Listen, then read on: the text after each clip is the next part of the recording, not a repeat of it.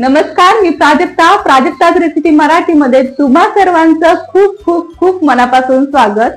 तर सगळ्यांना नवीन वर्षाच्या हार्दिक शुभेच्छा।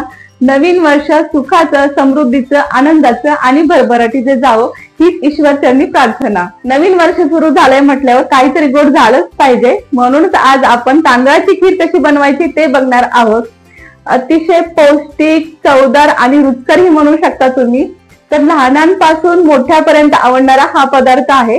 चला तर मग रेसिपीला सुरुवात करूयात। तांदळाच्या खिरीसाठी लागणारं साहित्य, सर्वप्रथम इथे अर्धा लिटर दूध घेतलेलं आहे, त्याच्यानंतर 1 वाटी साखर, थोडासा सुका मेवा, ड्रायफ्रुट्स, काजू बदामचे काप करून घेतलेले आहेत। इथे मी 3 ते 4 चमचे तांदूळ घेतलेला आहे। हा तांदूळ इंद्रायणी घेतलेला आहे मी। तुम्ही कोणताही सुवासिक तांदूळ घेऊ शकता, आंबेमोहर असेल किंवा बासमती असेल किंवा घरात जो अवेलेबल असेल तो तुम्ही। आणि सर्वात शेवटचं वेलची पूड। चला तर मग आपण तांदळाची खीर बनवायला सुरुवात करूयात।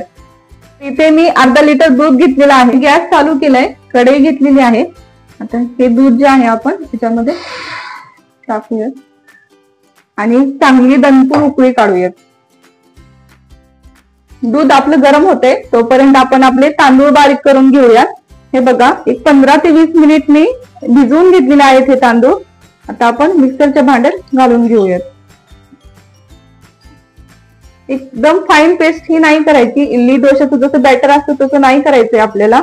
एकदम असं रवा टेक्स्चर राहिलं पाहिजे आपलं, त्या पद्धतीने आपण करून घेऊयात।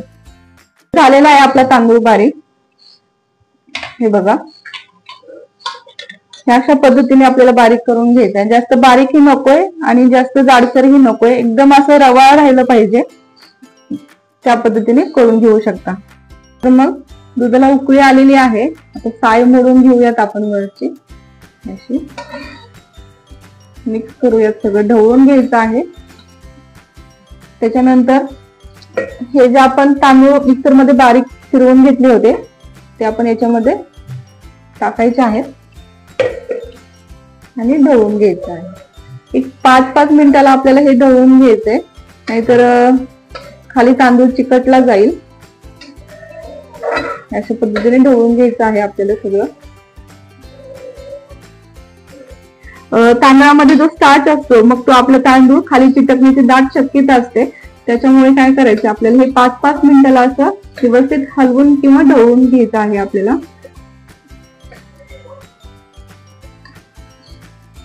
आपल्याला 5 मिनिट शिजवून घ्यायचं आहे। तर झालेले आहेत आपले 5 मिनिट, मिक्स करून घेऊयात।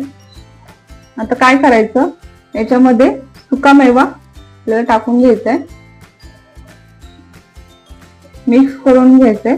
सुका मेवा आता काय टाकायचा, जो की तो शिजला जाईल, नाहीतर मग दाताखाली येऊन कच्चा लागेल, म्हणून आता ह्या स्टेजलाच आपण सुका मेवा टाकून घ्यायचा आहे।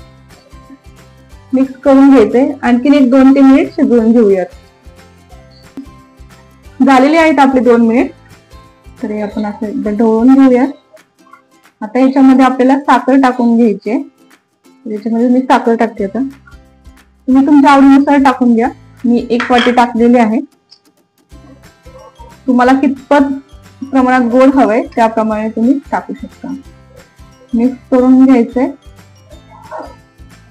आता टाकायची आपल्याला वेलची पूड, मिक्स करून घेऊयात आणखीन एकदा। वेलची टाकली म्हणजे इलायची आपण टाकलेली आहे, तर आता मिक्स करून घेऊयात। आता तांदूळ चेक करूयात आपला शिजलाय का तो, तर शिजलेला आहे आपला तांदूळ। आणखीन एक 2 मिनिट शिजवून घेऊयात। तर हे असंच पाहिजे आपल्याला। आपण ह्याच्यापेक्षा जास्ती घट्ट केलं तर तांदूळ आहे त्याच्यामुळे मग जसं जसं थंड होत जाईल तसतशी आपली खीर घट्ट होत जाईल दाटसर, त्याच्यामुळे हे आपल्याला परफेक्ट आहे। झालेली आहे आपली खीर तयार, तर एका वाटीमध्ये काढून घेऊयात आपण।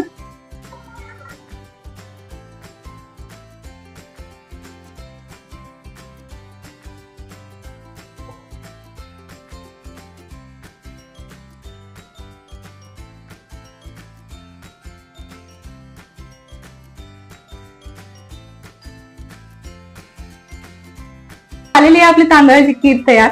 तर खाऊन बघूयात कशी झाली.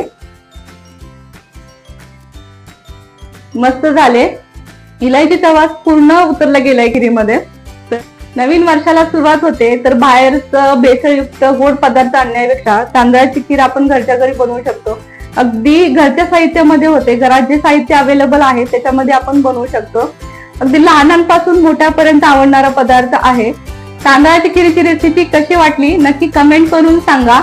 नवीन असाल तर चॅनलला सबस्क्राईब करा आणि शेअर ही करा. जर नवीन तुमच्या फ्रेंड्स असतील त्यांनाही शेअर करू शकता. तर वेळात वेळ काढून ही रेसिपी पाहिल्याबद्दल तुम्हा सर्वांचे खूप खूप खूप मनापासून धन्यवाद.